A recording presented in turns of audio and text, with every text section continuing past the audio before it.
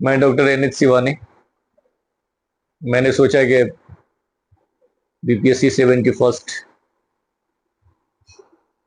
का एग्जाम होने वाला है, तो मुझे लगा कुछ कुछ अपनी अनुभव आप लोगों से शेयर करें। कुछ कुछ गलतियां, जिसको हम ह्यूमन एरर भी कहते हैं, इस तरह होती रहती है। सबसे पहला तो मेरा यही है कि जो भी कैंडिडेट्स हैं, जो एपीआर हो रहे हैं, जो भी बीपीएससी के एक्सपीरियंस है, बीपीएससी के द्वारा जो भी निर्धारित टाइम है एंट्री का, कोशिश करना चाहिए कि उससे आधा घंटा 1 घंटा पहले ही सेंटर पे पहुंच जाए। नहीं तो अगर देर होने लगता है तो एक अलग प्रेशर होता है और ब्रेन हमारा कहीं ना कहीं डिस्टर्ब होने लगता है। पहले पहुंचना सबसे जरूरी है। पहले पहुंचने के साथ जब हम अंदर जाते हैं तो जो भी इंस्ट्रक्शंस हमारा एडमिट कार्ड पे रहता है, या जो भी हमारा क्वेश्चन बुकलेट होता है, उसको तो ध्यानपूर्वक पढ़ना चाहिए। एक और गलतियां अक्सर होती रहती हैं, जिसको मैं पहले चाहूंगा कि आपका जो भी इंस्ट्रक्शंस है बीपीएससी का, वो आपको मैं शेयर करूं। जैसे पहला है कि अत्यंत महत्वपूर्ण, परीक्षा के लिए अभ्यर्थी एक ई एडमिट कार्ड अतिरिक्त लेकर जाएंगे सेंटर पर। परीक्षा कक्ष में उक्त ई एडमिट कार्ड पत्र में अंकित सभी डिटेल अंकित कर अपना हस्ताक्षर करते हुए शिक्षक को इन्विजिलेटर को निश्चित रूप से सुपुर्द करेंगे। बीपीएससी के द्वारा जो भी इंस्ट्रक्शंस अभी जारी किए गए हैं, मैं चाहता हूं कि उसको एक ब्रीफ आप लोगों को कर दूं। परीक्षा के लिए अभ्यर्थी एक ई एडमिट कार्ड अतिरिक्त लेकर सेंटर पे जाएंगे। परीक्षा एग्जामिनेशन हॉल में उक्त एडमिट कार्ड पत्र में अंकित सभी डिटेल्स अंकित कर अपना हस्ताक्षर बनाएंगे और उसे इन्विजिलेटर को सुपुर्द करेंगे। ई एडमिट कार्ड में अंकित पहचान पत्र, फोटो आईडी के साथ परीक्षा केंद्र में उपस्थित होना अनिवार्य है। फोटो आईडी के साथ जाना है, अन्यथा प्रवेश वर्जित रहेगा। अगर आप फोटो आईडी के साथ नहीं जाते हैं तो आपको एंट्री नहीं मिल सकती है।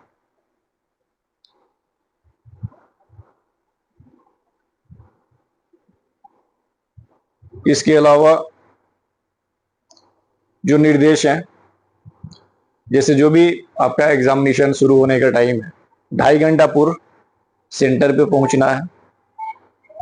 परीक्षा प्रारंभ होने के 1 घंटा पहले, यानी कि आपका परीक्षा का जो टाइम है वो 12 से 2 है।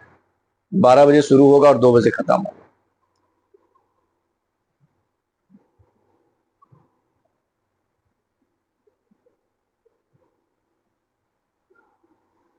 सेंटर पे 2.5 घंटे पूर्व कैंडिडेट्स पहुंच जाएंगे।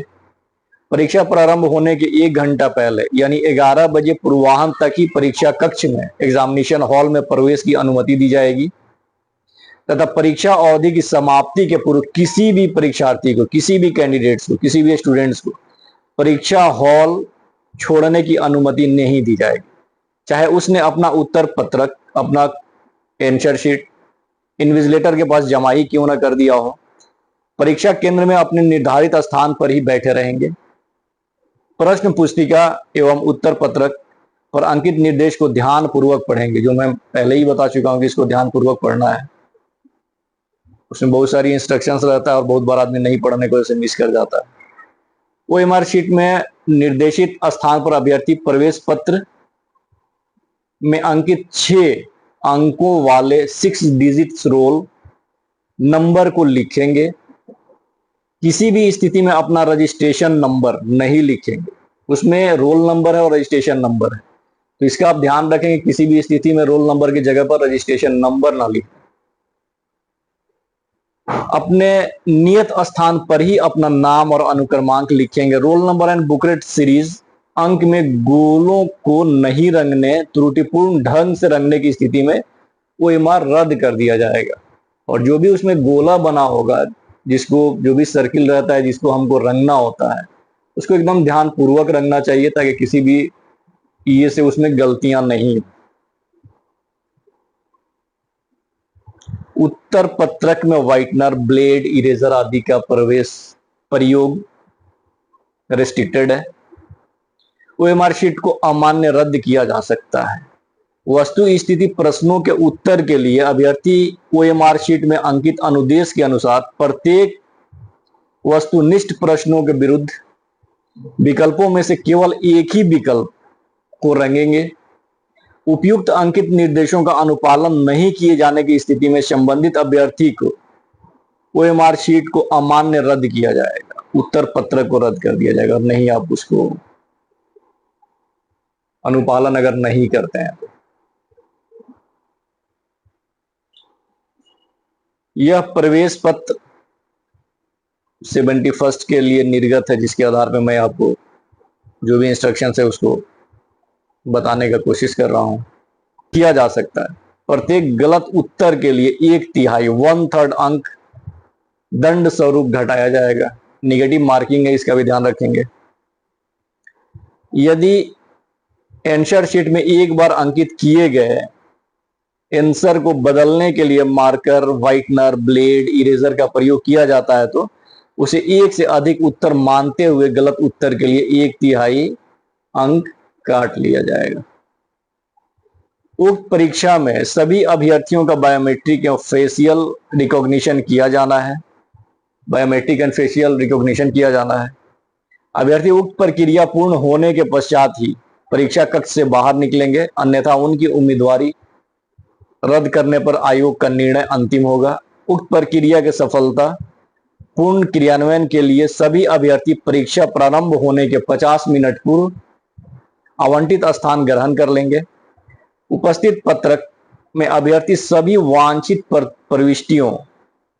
प्रविष्टियां करते हुए अपना हस्ताक्षर हिंदी एवं अंग्रेजी में निर्धारित स्थान पर अंकित करेंगे। जो भी निर्धारित स्थान होगा वहां पे हिंदी और अंग्रेजी में अपना आपको सिग्नेचर करना है। आवेदन में वर्णित फोटो पहचान पत्र, फोटो आईडी के बिना प्रवेश वर्जित। हर हाल में आपको फोटो आईडी लेके जाना है, अदरवाइज आपको एंट्री होने नहीं दिया जाएगा। जैसा कि इंस्ट्रक्शन, ई एडमिट कार्ड डाउनलोड करते समय सुनिश्चित कर लें कि रोल नंबर के साथ बार कोड स्पष्ट रूप से छपा हुआ है या नहीं, इसका ध्यान करें, इसका ध्यान रखेंगे। अभ्यर्थी एक अतिरिक्त एडमिट कार्ड लेकर उपस्थित होंगे। एक अतिरिक्त एडमिट कार्ड लेके जाना है आप लोगों को सेंटर पे। परीक्षा कक्ष में उक्त ई एडमिट कार्ड में सभी डिटेल्स अंकित कर अपना हस्ताक्षर करते हुए इनविजिलेटर को सुपुर्द कर दे देना है। परीक्षा समाप्ति के उपरांत इनविजिलेटर द्वारा यूज्ड ओएमआर शीट को एलडीपी बैग में सील करने के पश्चात ही परीक्षा कक्ष छोड़ेंगे। ये सारा इंस्ट्रक्शंस जो एडमिट कार्ड में है उसको मैंने बताया। इसके बाद कुछ कुछ गलतियां होती हैं, जैसा कि बहुत बार हम ये देखते हैं कि जब हम जाते हैं और हमको जो क्वेश्चन पेपर मिलता है, और एग्जामिनेशन हॉल में हमेशा हमें कोशिश करना चाहिए कि हम एकदम कूल रहें, किसी तरह के हड़बड़ाहट नहीं हो। बहुत बार हमें देखने को मिलता है कि जब भी हमको 2 क्वेश्चन ऐसे मिल जाते हैं जो टफ रहते हैं, जिसे हम नहीं जानते, तो हम थोड़ा सा हड़बड़ा सा जाते हैं और उसमें हमारी परेशानियां बढ़ने लगती हैं। ऐसे में जो हमारा अपना अनुभव रहा है कि हमेशा हम लोग जो भी हमारा क्वेश्चन पेपर मिलता था उसको 3 फेज में हम लोग करते थे। पहला हम लोगों का कोशिश यही रहता था, जैसा कि आप लोगों का क्वेश्चन शायद 150 है, तो फर्स्ट फेज में आदमी जनरली यही करता था। एक तो टाइम मैनेजमेंट सबसे इंपॉर्टेंट चीज है कि आप टाइम देख लें कि आपके क्वेश्चंस कितने हैं और आपके पास टाइम कितना है। फर्स्ट फेज में कोशिश करना चाहिए कि जो भी आसान है, जो आप जानते हैं, जिसमें किसी भी तरह का बिना टाइम किल किए आप उसका आंसर मतलब टिक कर सकते हैं, रन सकते हैं, कोशिश ये करनी चाहिए कि पहले उसको टेकअप किया जाए। और ऐसे में अगर फर्स्ट राउंड में आप करते हैं तो हमको लग रहा है कि 50 to 60 हम लोग कर लेते हैं। उसके बाद हम सेकेंड राउंड में भी वही हमें करना चाहिए कि जो भी कम टफ है उसको हमको टेकअप करना चाहिए। तो अगर हम पहले राउंड में अगर 50 या 60 करते हैं, दूसरे राउंड में 30 अगर हम करते हैं, तो इस तरह से हमारा 90 के करीब हो जाता है। और अगर तीसरे राउंड को हम ले लें तो तीसरे राउंड में हमको कोशिश करनी चाहिए कि जो भी टफ है, जिसको मुझे लगता है कि बहुत बार स्टैटिस्टिक्स वगैरह रहता है, बहुत बार रीजनिंग रहता है, जिसमें थोड़ी सी टाइम की जरूरत होती है, पहले 2 राउंड में जो हम टाइम बचा के रखेंगे वो थर्ड राउंड में हम उसको यूज कर सकते हैं। थर्ड राउंड में कोशिश करना चाहिए, उसमें जो भी अगर लगता है ये इफेक्टिव है हम इसको कर सकते हैं, कोशिश करनी चाहिए, टाइम बचा हुआ है तो उसको हम कर लेंगे।